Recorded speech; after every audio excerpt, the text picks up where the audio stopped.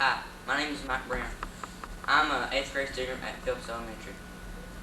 The school that I'm researching is Dry Fork. Dry Fork was an old log schoolhouse with one door in front with only one window on each side, and split log benches arranged around the sides of the room for the pupils to sit on. The school stood the opposite side of the road from the log church house.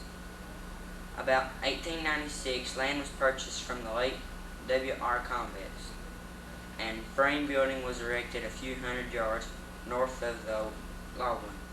Mr. Jason Wesley of Middleburg finished out the year teaching. A few years later, in 1916, a larger building was erected to take care of the increasing population.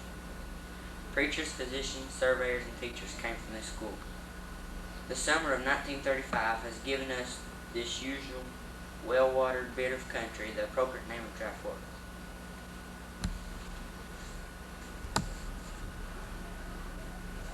Hi, my name is Christy Teagard. I'm an 8th grade student at Phelps Elementary School.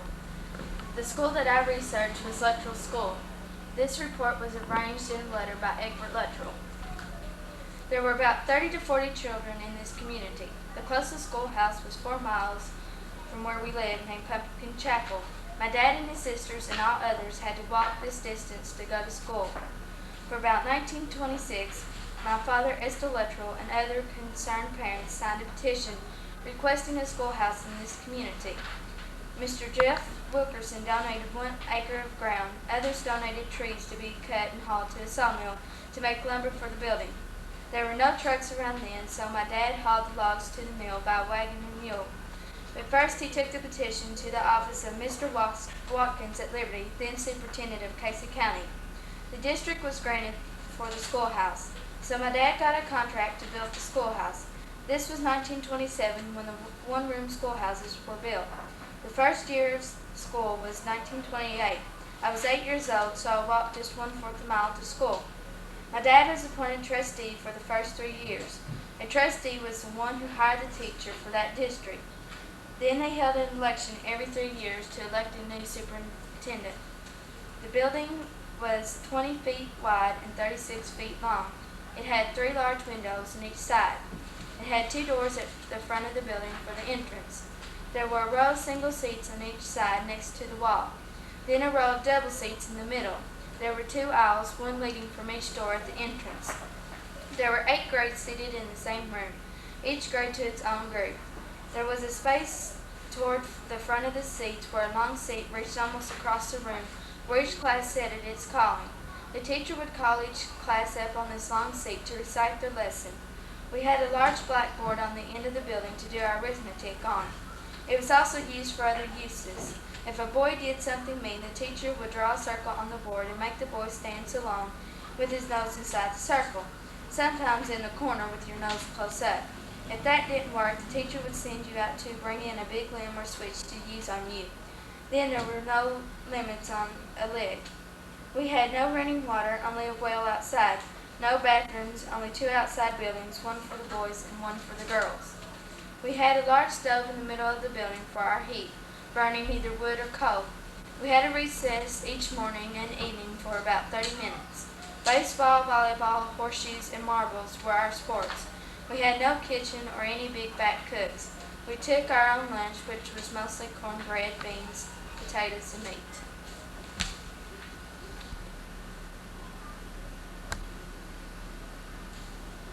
Hello, my name is Brian Collin. I'm an 8th grade student at Phelps Elementary.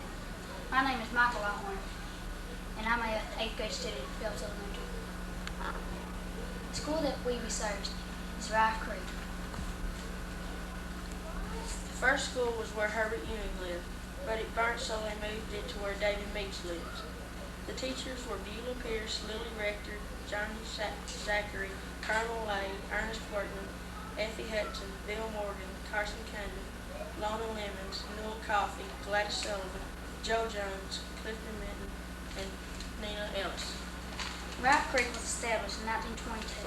Keith Cottle and his 4 sisters went to this school, and Billy Jill and his sisters went to this school also. The building size was 35 feet long and 20 feet wide.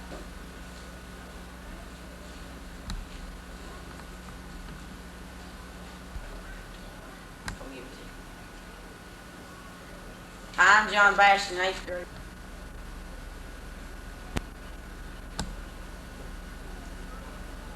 Hi, I'm John Bastion, 8th grade at Phelps Elementary.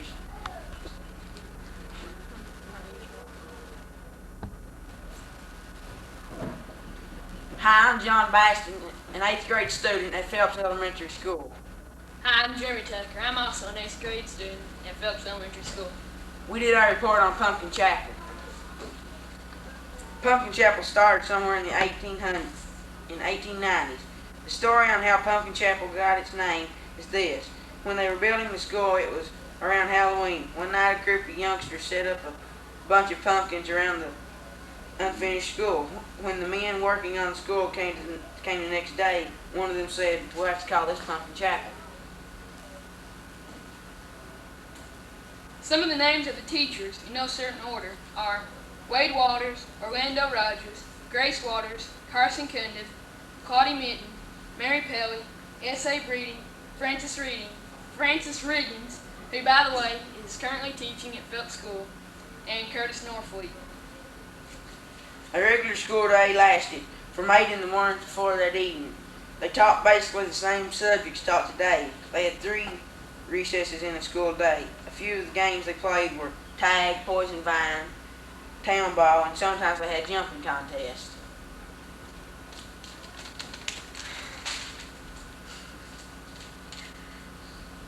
Another activity of the school was a pie supper. This was a way for the school to earn money for going on trips. This is how it worked. The girls of the school would bring a pie, and the boys would buy them. If 2 boys wanted a pie from the same girl, they would bid on it, and the highest bidder got the pie. On Fridays, they had spelling bees in the school for the children. Other days, they had ball games. Sometimes silent movies were shown in the schools for everyone. The school was also used for voting, and church services were also held in the school. In 1937, Pumpkin Chapel was torn down because it was too old and too unstable. By the time school started in 1938, the students had a new Pumpkin Chapel to go to. Later, in 1958, Pumpkin Chapel was no longer used as a schoolhouse. But today, it is still standing in the same spot it was 49 years ago. We would like to thank Arla Lawson, Lady Lawson, Ola Luttrell, and Jan Baston for the information they gave us so we could do this report. Did I say that right? Hi, my name is Ann Harper. I'm an 8th grade student at Phelps School. I have done research on Tate School. Tate School is located at South Fork Creek Road. It is 2 miles and 2/10 from 910. Lee Riggins gave the deed for the school for 1 acre to the Casey County Board of Education as long as the land was used for a school. When they no longer used the land for the school, the deed went back to Mr. Riggins. Mr. Riggins then gave the land over to Miss Frances Riggins, which used it to build her home. Miss Frances Riggins is now a teacher at Phelps School. The school building was a frame house with white weatherboard, 6 windows, 3 on each side, 2 doors on front, a flue for the pot-belly stove which was used to heat the school. They were furnished a cord of wood which was 4 by 4 by 8 feet. The school board also supplied books, a water bucket, and a broom, and 1 box of chalk for all year. The ceilings were high and had no insulation. This made the building hard to heat. In the winter, they would arrange their seats in a circle around the stove, and they were still cold.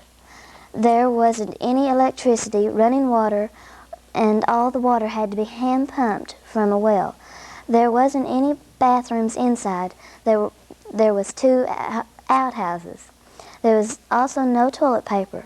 They used whatever the parents sent, like newspapers and old sales books. To wash their hands, they used a dipper and a bucket outside. If they had any soap, Miss Riggins brought it. Miss Frances Riggins began teaching at Tate School in 1948 to 1949.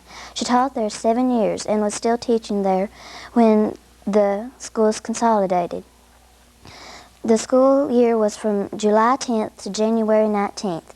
They got off one day for Labor Day, one day for Thanksgiving, and one for Christmas. The school day was from 8 until 4. They started the lessons with a Bible verse, a prayer, a Pledge of Allegiance, and a song. During lunch, they brought their lunches and ate them fast so that they could use the rest of the lunch hour to have recess. They played games such as softball, volleyball, and others. Miss Riggins also organized school fairs. She invited 8 schools to the fair, and it was an all-day event. They had to bring their own lunches, and they invited their parents and grandparents and anyone else in the community that wanted to come. They had games like broad jump, the 50-yard dash, volleyball tournaments, flower arrangement contest, and other games like our field day. The teachers would get involved with the games. They would play with games such as the 50-yard dash. And after it was over, the women went and got ice cream which they had made and only charged for the ice cream cones that they used. That was it.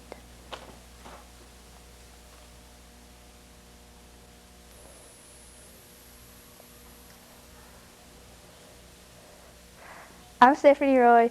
I'm in the 8th grade and I go to Phelps School. Hi, my name is Josh Harder. I'm an 8th grade student at Phelps Elementary.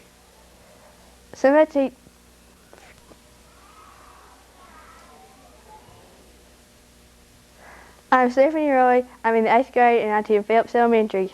Hi, my name is Josh Starter. I'm an 8th grade student at Phelps Elementary. We did our research on Dunville School.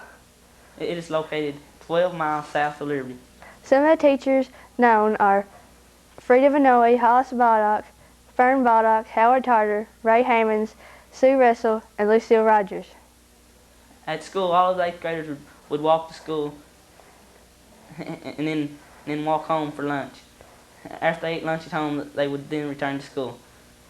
And then the 8th grade would go out for recess and play town ball. There was 4 rooms and 8 grades. One teacher taught 2 grades.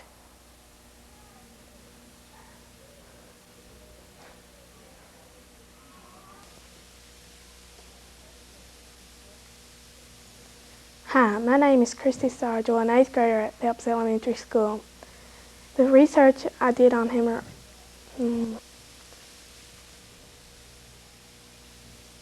Hi, my name is Christy Sargel, an 8th grader at Phelps Elementary School. The research I did on Hammered Rock is about the first schoolhouse. The first schoolhouse was log when it was built. Some of the teachers were Mr. Oliver Reed, Sim Phelps, Charlie Hammett, Jimmy Floyd, Seth Wade, and Mr. B. Hammett. Some of the later teachers were Mr. Gossage that I found out. The second schoolhouse was built 44 years ago. Jimmy Floyd was the first teacher. Some of the students that attended school was Tom Taylor, T.J. Taylor, Jake and Lewis Minton, Mary Ann and Lucinda Taylor. It was then necessary to have a new building. It was built about 1/4 of a mile from the old one located on Mr. O.B. Roy's farm. The first teacher of this school was Jimmy Floyd. The routes of the school was to do some of their assignments of a morning, then have lunch, then have recess, then more assignments, and then have recess until they went home. The assignments they would have is arithmetic, language, and reading out of the Bible. The things they had to keep up was to get water out of the springs and wood for the stove.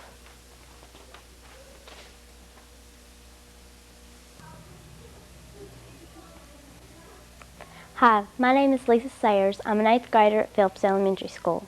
The research I did was on Bethany One-Room School.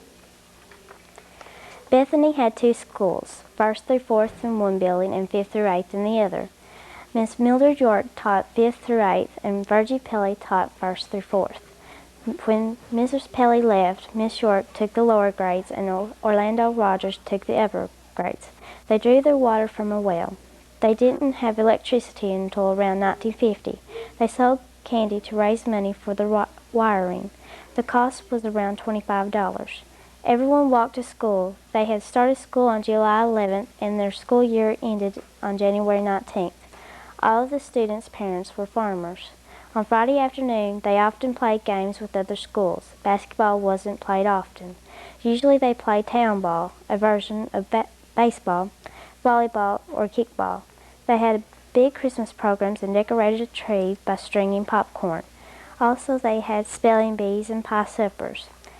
They had a school fair. They had all sorts of games and races. Mothers would sell canned goods. The school fair was similar to our field day or fall festival.